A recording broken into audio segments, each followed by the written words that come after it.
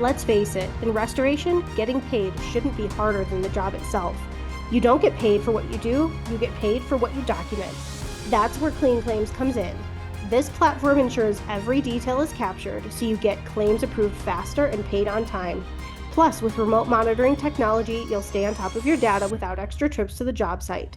Visit cleanclaims.com, book a demo, and get 50 free credits when you sign up. That's cleanclaims.com. All right, hey restorers, welcome to a fresh episode of the Restoration Today podcast. Today we're celebrating a 20th anniversary, which is very exciting. So, yay! I have Jeremy Reets with me with Reets Drying Academy, but Jeremy's been in the industry longer than Reets has been, around 20 years. So family business, been in it for a while. So we have a lot of stuff we want to talk about. I don't even know where to start. Jeremy, now that you've fixed the plant and you don't have a plant coming into your head, welcome. Thanks for being here and congrats on the 20th anniversary. Go ahead and kind of introduce yourself and share your background for people who don't know you. Yes. Well, it's not botany. So that's plastic, just to get that out of the way. But I was able to bend the limb really nicely. I think it looks great. You did a great job. If you need another job soon, you can do like the Christmas tree fluffing, because people actually hire people to fluff their trees now. That could be your next career if you need one. Well, I see you have your little CNR. Is that rosemary? Good Very call. fake.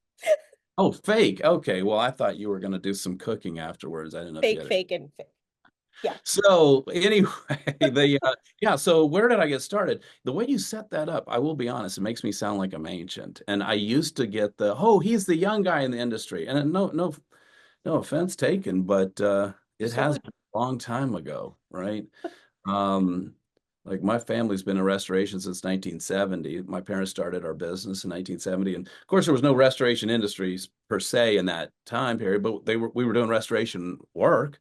And I did my first water damage and actually got my first IICRC certification in 1988. So 37 years ago. And you were what, 3 years old in 1988? No, I was actually going to be born about 3 years later. So perfect. So it's perfect. But no, it was a big deal. I could tell you the exact date of my first water damage job. How about really? That? Yep, December 24th, 1988. Oh, well, it was Christmas Eve, so that helps. That helps. It's easier to remember. Peachtree City, right, like the neighboring area was a duplex, broken pipe in the ceiling. I'm sitting here now because of that job. I mean, I loved that. I loved the work. I still love the work. I love to go out on a job and go to water damage. And we still have our restoration company, of course, and it's the other part of my life that most people don't know about. But yeah, so that's where I got started, and I got my first. I told you I got my first certification in 1988, but I got my first water damage class, which wasn't WRT at that time. I think it was called WDR, which is no longer a certification. Okay. But in 1990 with Joe Dobbins, and I took it 3 times in a row. It took me a while. No, I went once and took the class, and then I became an IICRC monitor. So I went back to the class 2 more times, and Joe, that was the beginning of Joe and I's relationship, and continued. We're still good friends today. Now he's like the president of IICRC or chairman of the board or something like that. So he's a great guy. A couple more highlights, like today we're doing restoration, but like I will tell you, throughout my career, and people have asked me, like, why did you get into education? Because for me, there were these big jumps in my career after I took classes. Like, I took in 1990, like I took that water damage class. I was so excited. We didn't learn much that was really accurate, but it was the best we knew at the time, right? It was the best we knew at the time. And to see where it's come today, it's just a totally different world. It's a real industry. Yeah. It came from like standards and training and so forth. In 1998 and then 2000, I took classes at Hydrolab, Kurt Bolden, his school. Oh man, that was amazing. I met Rachel Adams there for the first time. Wow, it was amazing. I think that was 2000 that I took that one, but I had taken also Chuck DeWald's school, the Vortex Drying School. I was a mullet. that just those two classes just lit me up. You know, I was just super excited, got into researching drying. You had a mullet or Chuck had a mullet? Who had a mullet? Oh, when you went through the class, when you Oh, like graduated, I I think need Chuck had a pictures. mullet. Can you imagine me with a mullet? It would be pretty cool. I I was need thinking, pictures that yeah, happened. turn and it's like, whoa, that's a party. I didn't That's a realize. party. Yes. Yeah. But no, you were called a mullet back in at that time when you graduated, you were a mullet. Okay. So anybody who went through that class would remember that. But you know, as a mullet, I was really excited about water damage. So got interested in figuring out how to do what we were doing better, and got into researching heat and Oh. yeah, in Hmm. 2005 we released Reets Drying Academy because I had developed the test and e-test drying equipment, which was directed, but it was all based on what I had learned, which was, you know, how to utilize heat with drying, which we weren't doing at that time. It's just like get the temperature right for the dehues, but Hmm. now it was like how to get the temperature right for drying, Yeah. which is all stuff that today everybody's like, of course, but that didn't exist before we brought it to the Yeah. industry, right? Evaporation potential was this formula we still use, which is basically a measurement of vapor pressure differentials. Doing direct containment to wet materials, that wasn't done. That wasn't a thing, but we developed that, and also a lot of research around why we use air movement in water damage restoration. And we know we use air movers, so it speeds up the drying, but why? What is it doing? Yeah. Knowing that makes a big difference in understanding why we use airflow. And so today, again, a lot of that stuff is commonplace in classes, but it wasn't in 2005. That's kind of where I got my start. Okay. Well, Reach Drying Academy started. So you had all of these training and education opportunities before starting Reets. So what was it that you were seeing that had in your head thinking, maybe I should start something? Maybe I can start a training academy. And is what Reets is today what you envisioned Reets Drying Academy to be when you had the idea? I don't know. It's probably different. You know, Probably. what started Reets Drying Academy? ADHD probably. That's, you know, like just can't, my brain doesn't shut off. And it's like, I had this, so I'm in our building upstairs where our restoration company is, and I was running the company at that time. And I set up like my little lab out here in the warehouse. And so I would do stuff and I would run out and I'd set it up and I was trying to test different things, figure out what was working, run back in. And it was you know, like I say, we were trying to figure out how to do it better because what was also happening was that the industry was growing rapidly. And Yeah. so I wanted to find a way for our restoration company to stand out and give us some market advantage. And we realized that market advantage could come from, especially at that time, and this is pre-internet, I mean, basically pre-internet and all that stuff. You were just going to agents and adjusters, and that was where you got your business.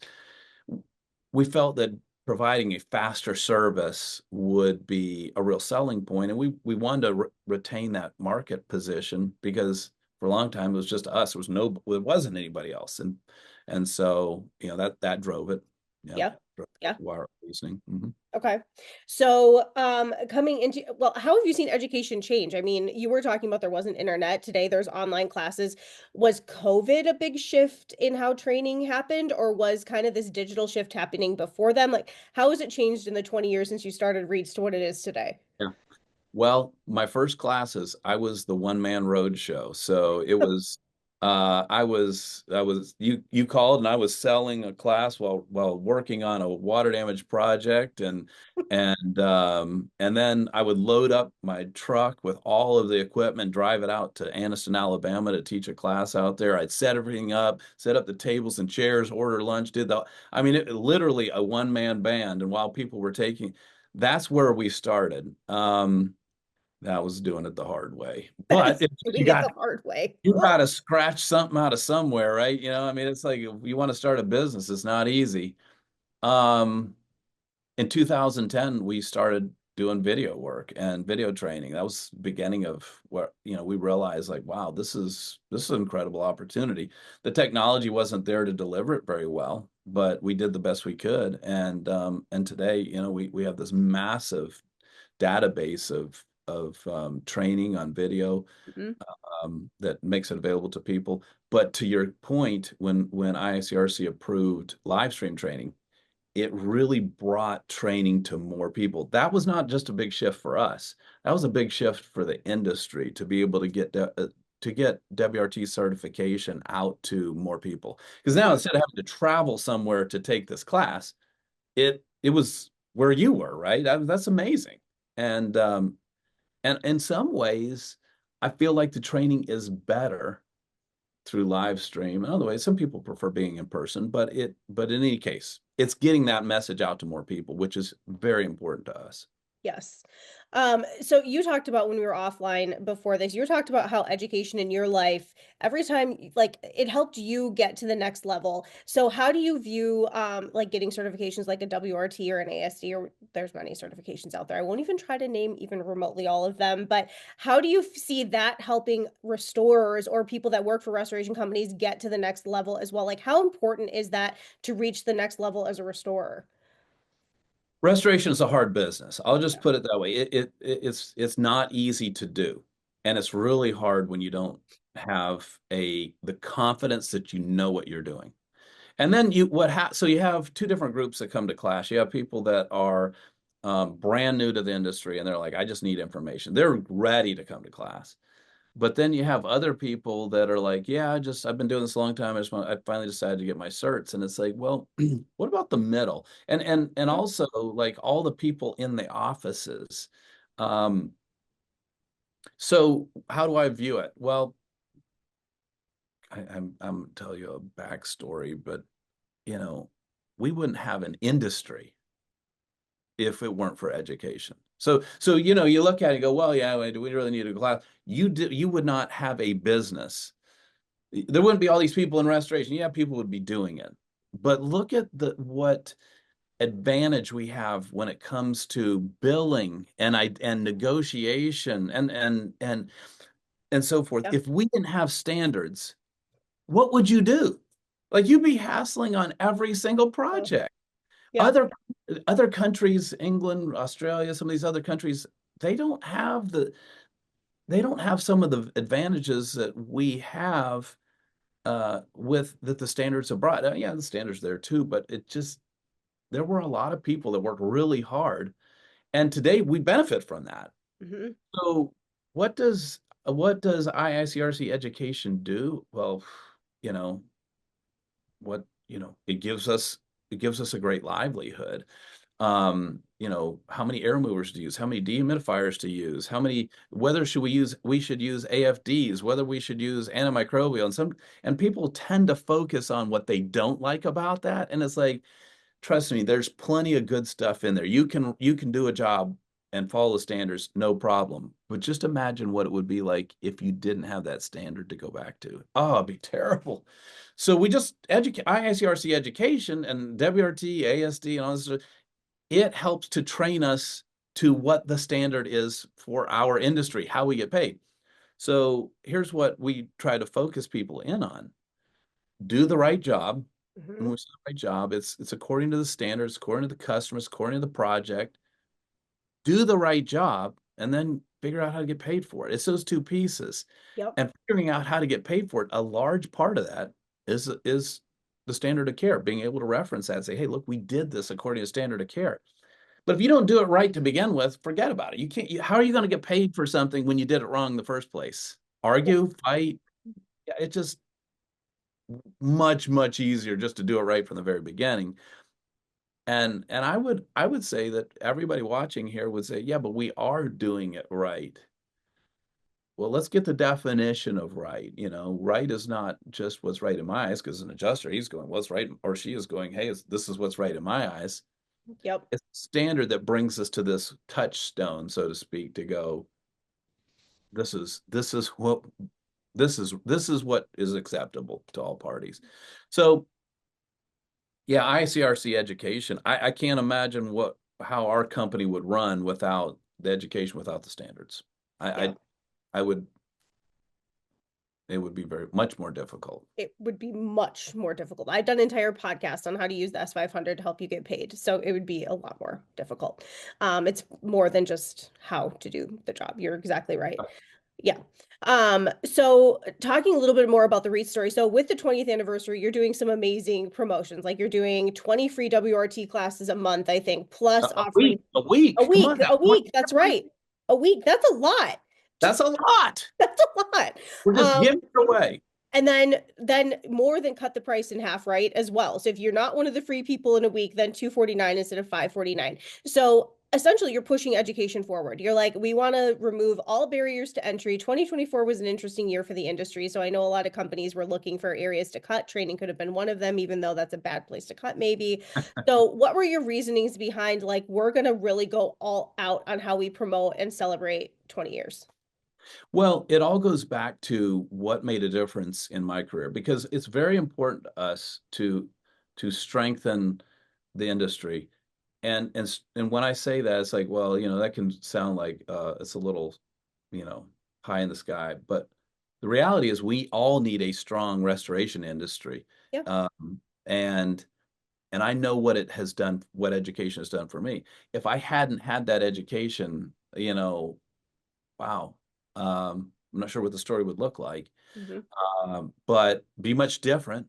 Be much different. I think about these men and women that trained me, and go back. I don't want to name all of them because I can't possibly, but some of the people that made a difference for me. I think about Joe Dobbins and Jeff Bishop, and going way back. Barry Costa just retired, but I mean, what an amazing guy that affected so many lives positively. Chuck DeWald, Kurt Bolden. I mean, these are the folks that really helped grow the industry, and no one's denying that. But the same thing is happening today. Unfortunately, a lot of people have moved away from education for whatever reason. I think it's just there's so much pressure to do the work, to get the job done, to just go. Yep. And a lot of people are underrepresented in our classes. We don't see a lot of ladies in the classes. We don't see a lot of Spanish speaking people in the classes. We're seeing, we have a ton of students, but I mean, there's tens of thousands of people that just aren't getting training. So our whole goal was not to grow Reets Drying Academy and make a bunch of money by giving away free stuff. I mean, that doesn't make a lot of sense. And we didn't add we didn't add a bunch of classes. So what we're trying to do is draw attention to that and make it possible. And I just did my first class. I did my first free class last week, and I was really excited to see 1/3. Now this is crazy numbers, but 1/3 of the students were ladies, and that is just not that we never see that. Like usually it's like one, maybe two out of a full class. And I think these ladies are like, hey, wait a second, let me go to that. You can't argue that it's free, for crying out loud. So but the other thing we're doing is we're trying to bring other schools into this. We're inviting other schools. We're going to put their classes on our website for free. We're not charging anybody for it. We feel like the more options you have, the ability you have to just go, yep, well, Reets is full because their classes are sold out. What am I supposed to, here's other schools. Just pick one of them and go there. So our big goal is to try to get more people. Like, here's my vision. Everybody working in restoration has the opportunity to be certified. That's what we want. We want everybody out there to get certified. Will that actually happen? Maybe, but probably not. But hey, if we can bring that to another group of people, every student that's added to that is fantastic. And we're encouraging other schools, like, make it possible for students. We don't want to, we're not trying to drop the price of the classes, but let's promote the benefits that come from certification. So that's why we're doing it, putting ourselves out there, and we're gonna have a good time with it, and hopefully we can bring a lot of new people to IICRC so that they realize, this is a great organization, really is. And not to take away from RIA, man, if you aren't a member of RIA, join the certification. It's easy. Restorationindustry.org, right? And it's Just, so cheap right now. I think it's $2.99 for the are first year, you maybe nuts? $25 a month, depending on the size of your What? company. It's come on. I It, mean, yeah. again, great organization. You should be doing it. Yes. But IICRC certification, great organization. It's why these two groups, you can draw a line back to most of the stuff that we do that's great and that we love and makes it possible for us to have a good industry, good organization, good companies that are profitable. Draw a line straight back to IICRC and RIA. You absolutely can. Give me any example in your company of, the ways that, yeah, we can charge good money for this and we can pay our people well to do it.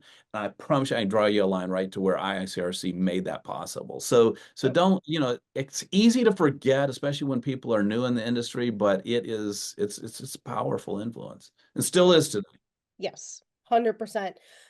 Okay, well, we can't do this podcast without talking about your team as well, because 20th anniversary and your team, I know, is a big part of the success. And so I've gotten to hang out with Rebecca and Nick and David and Meredith. And I know there's many more that I'm not naming, but those are the four off the top of my head. So talk about what it's been like. I'm guessing that this is not, like you said earlier, what you envisioned, probably in a wonderful way. I'm guessing that Reets turned into something bigger maybe than you imagined. What has it been like building a team? How have you managed to find people that are able to make like education exciting? It's a fun place to be. It's like the trendy, cool thing in the industry. You've done a good job and your team has done a good job. So speak to that a little bit. Yeah, I'll give the credit to them because they do a fantastic job. We don't say we're a company, we say we're a family because it's that's what we are. It's like Mhm. brothers and sisters and hanging out. And so I really feel it's important for our group to have fun. Like I have found that people who enjoy where they work are the most productive. And at the end of Yes. the day, it's a business. We got to make money, but Yep. so do they. Everybody in the organization's got to make a living, but we can have a good time doing it. And the last thing we want is to like the last thing I want to hear is I hate coming to work. Like I do not want to be there. It's we try to make it a place where everybody feels comfortable and safe, and this is their friends are here, and to be truthful, you know, I got really fortunate with some great people, and so having good soil to work with to begin with is makes it easy. It's a lot less like work, and the other thing is, you know what? Nobody thinks, ooh, it'll be so exciting to go to a technical training class. That'll be Yay. awesome. Yay. It's going to be like a party. No, it's like, it's going to be boring. So, that is exactly the opposite of what we do with our classes. Yeah, the information's serious and what we're doing, we're going to get to the point, but we can have a good time doing it. And that's what we try to that's what we're doing is having a great time. And David, he's got more dad jokes than I knew there used to. I didn't realize there were so many dad jokes, but he is like a machine gun with those things. But it's fun. It's a blast. And Meredith and Rebecca, who can't who wouldn't love their personalities, and Nick, Yep. he's always a blast. And so, you know what? Hey, we have a great time. And I think if you're trying to grow your team and have a good time, um, just respect and enjoy the people that you work with. I hear people say stuff like, "Don't be friends with the people that work for you." I'm like, why? Wow. What you think that negative reinforcement is the key to success? Yeah. It doesn't. Maybe at one time, this ain't that time. You want to be, and I don't mean that we water things down. Like we're serious about hitting our goals, and we're Yeah. serious about doing what we got to do. But it takes a team to make that happen. And when Yes. we support each other and we're friends, and it just happens. It works great. So. Yeah. Awesome. Okay. Anything else you want to share? I also want to ask you before we wrap it up, because you've been in restoration and been in training. I wonder if you have a favorite story. It could be from a class, it could be a loss you've been on. I don't know. But I always love asking people for favorite stories in the industry. So what you got? Hmm. Wow. I know, and that's what everybody does because it's like I there's wish too many stories. there are always a lot of stories. It's like you try to find, well, what was what's a story that somebody else would care to hear? I mean, there's always like the disgusting cat three, like that one comes to mind, Huh? backing up the dump truck. And I mean, we had a job where we seriously filled a dump truck with garbage sacks of sewage because Oh, this house had been that had pinched the chimney had pinched off the had settled and pinched off the oh, septic line, and the owner of the home, which was the grandmother, had left and gone to New York for 6 months, and the rest of the family was living there, and they knew what was going on. And the day before she came home, they called. So oh my gosh. Was the house condemned or was it able to be restored? Like, able to be restored. But I mean, it was it was that was 2001. It was right after September 11th. It was probably like maybe October, November, okay.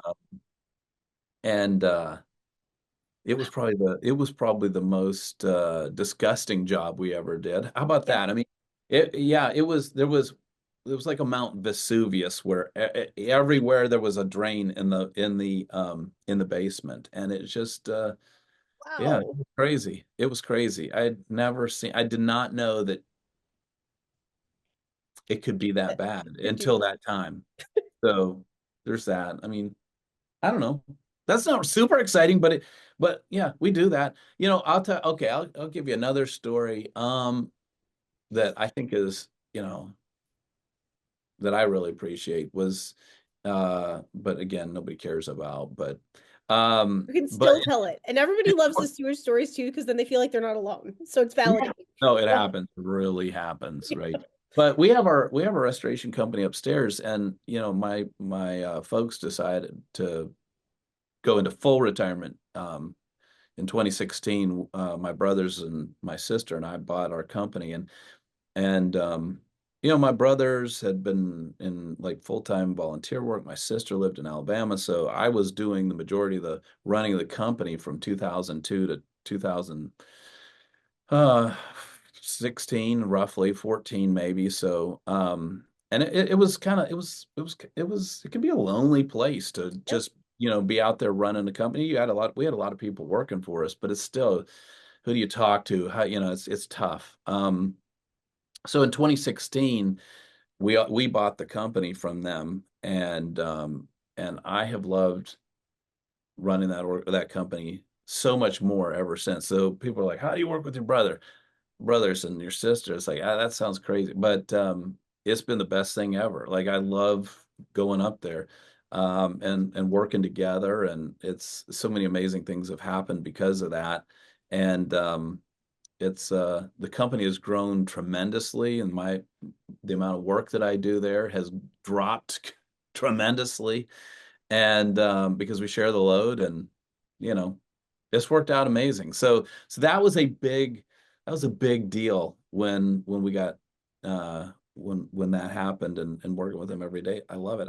I just It's been a great story ever since, and now we have multiple locations, and the business has grown. We've you know more than 10 times bigger than it was, in 2016. So we've got tons of trucks and tons. You know what? The same team atmosphere that we have down here is what we've grown up there.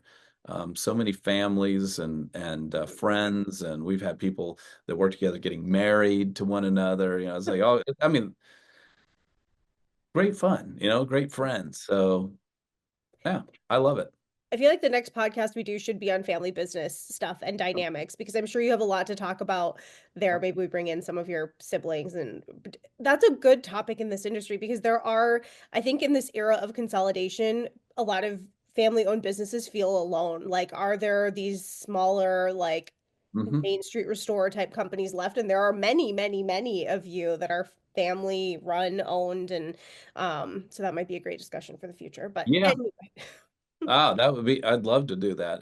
Because it is, so many people are trying to start a business in restoration and scratching it out of the ground, and the suffering and pain that's comes from the dream. It's like, well, the dream turned into a nightmare. No, just hang in there. turns But I into love, a nightmare when there's a sewage job like that. But yeah, or when there isn't a sewage job, we would love to have a that's sewage true, job, actually. you know?